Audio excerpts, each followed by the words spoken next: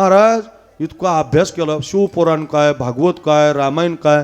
अहो आमच्या नारळी सप्तात, भगवानगडाच्या नारळी सप्तात एवढ्या लवकर नंबर लागतो होय कुणाचा? अहो भले भले वाट पाहतात, डायऱ्या घेऊन येत, आम्हाला कथा आम्हाला कथा. पण बाबा महाराजांचं काय भाग्य हो.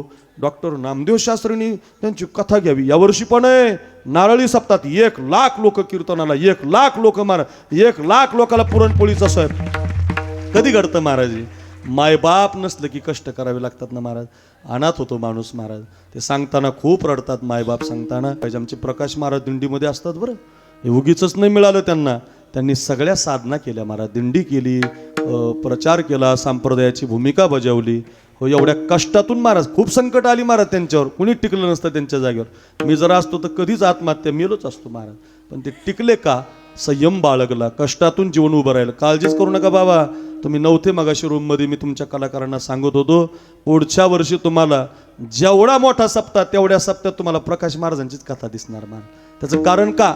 तेवढी कथा क्वालिटी आहे, अभ्यास आहे, चिंतन आहे, नवीन बसवण्याची ताकद आहे. ऐकलं की पाठ होतं गड्याच्या, बसवलं की वाचलं की पाठ होतं. सोपं आहे भाई. इथं गौरीसारख्या बुद्धी आहेत आपल्या, किती वेळा काडी लावा इजूनच जाती महाराज. शानासारख्या बुद्धी आहेत, त्यांची कापरासारखी बुद्धी आहे. पेटूस तरच वाचन केलं कीच पाठ होत. सकाळी वाचलं की संध्याकाळी तुम्हाला सांगतील महाराज. असे आमचे प्रकाश महाराज आहेत.